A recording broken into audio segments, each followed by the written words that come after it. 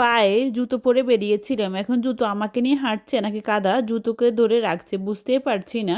কাদায় পা পিছলে পেঁচানো যাবে না, কারণ দাওয়াত মিস করা যাবে না। এত সুন্দর আয়োজন, এত খাওয়া দাওয়া কোনোভাবে মিস করা সম্ভব নয়। আসসালামু আলাইকুম, কেমন আছেন সবাই? আমি আলহামদুলিল্লাহ ভালো আছি। আমাদের সবার দাওয়াত ছিল আমার ছোট বোনের শ্বশুর বাড়িতে। সবার বলতে আমার মেজো ভাইয়া আসছে দুবাই থেকে, তো ভাইয়াকে দাওয়াত দিয়েছে। ভাইয়ের পাশাপাশি আমার বড় বোন এবং আমাকে দাওয়াত দিয়েছে। আমরা তো 3 বোন। আমার ছোট বোনের শ্বশুর বাড়িতে আমাদের সকলের দাওয়াত ছিল। তো আমরা দাওয়াতে যাওয়ার জন্য সবাই বের হয়েছিলাম। আমার ছোট বোনের শ্বশুর বাড়ি হচ্ছে উত্তর বদলকোটে। তো বদলকোট বাজারে রাস্তার কাজ চলতেছে, এই কারণে ওই দিক দিয়ে আর কোনো গাড়ি চলে না। আপনার রিক্সা বলেন, সিএনজি বলেন, কোনোভাবে ওই দিকে যাওয়া সম্ভব হয় না। আমরা গ্রামের ভিতরে একটা রাস্তা দিয়ে চলে আসি। অর্ধেক পথ হাঁটার পর আমরা একটা গাড়ি পেয়েছিলাম, আমরা ওটা দিয়ে চলে আসি অর্ধেক। আমরা মুন্সিপুরের সামনে ওই পথটাতে এসে নেমে যাই। যাই হোক, আমার ভাই এবং ভাবি, ছোট ভাই ওরা পরে আসবে। আমরা আগে, আমার মা, বড় আপুর ছেলে মেয়ে, আমার মেজো ভাইয়ের মেয়ে, আমরা সবাই চলে আসি ওদের আগে। ছোটবেলার সেই ঝগড়াঝাটি করা বোনটা আজ গৃহিণী হিসেবে পুরো পরিবারকে এক টেবিলে আপ্যায়ন করছে। এটি সত্যি এক দারুণ অনুভূতি। যাই হোক, আমরা এসে পৌঁছে গেছিলাম। তো আমাদের জন্য লেবু এবং ট্যাং দিয়ে শরবত বানিয়ে রাখছে। সবাইকে শরবত দেওয়া হয়েছে, সবাই যে যার মতো করে খেয়ে নিয়েছে। আমি খাবারগুলো এক পলকে দেখে নিচ্ছিলাম যে কি রান্না করছে। অনেক মানুষ ছিল। আমার ছোট বোনের 2 যা ছিল, ওর ননদ ছিল এবং ওর ফুফু শাশুড়িরা ছিল এবং আমাদের ফ্যামিলির সবাই।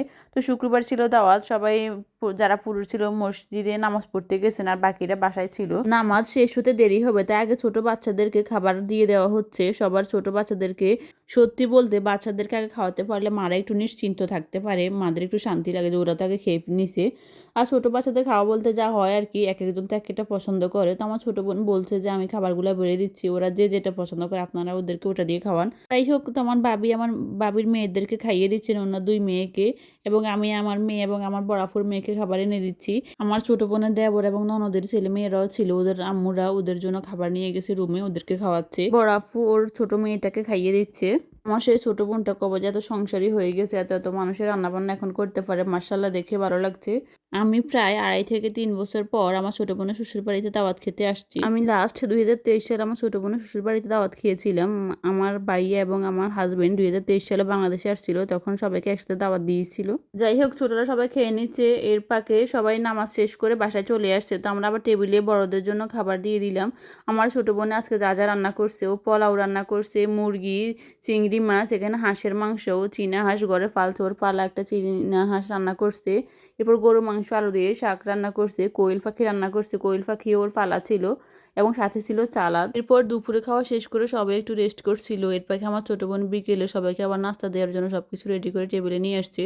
তো সবাই নাস্তা খাওয়ার জন্য বসে গেছে। এখানে নুডলস, সুজির পিঠা, ফল ছিল, দই এবং রসমালাই ছিল। তো সবাই এখানে নাস্তাগুলো খেয়ে নিচ্ছে। দাওয়াত মানে হচ্ছে ফ্যামিলির সবাই একসাথে হওয়া এবং একসাথে খাওয়া দাওয়া, আড্ডা দেওয়া, গল্প করা, সবাই সবার খোঁজ খবর নেওয়া। এবার দাওয়াতে গিয়ে আমার ছোট বোনের বড় নানাসকে খুব মিস করছিলাম এবং আপুর ছেলেদেরকে খুব মিস করছিলাম। বাগিনারা এখানে ছিল, ওনাদের সাথে দেখা হতো। বাগিনারা এখন সবাই যে যার মতো করে ব্যস্ত হয়ে সংসারী হয়ে গেছে। কেউ বিয়ে করছে, কেউ প্রবাসে আছেন, কেউ ঢাকায়, আবার কেউ বাড়িতে আছেন।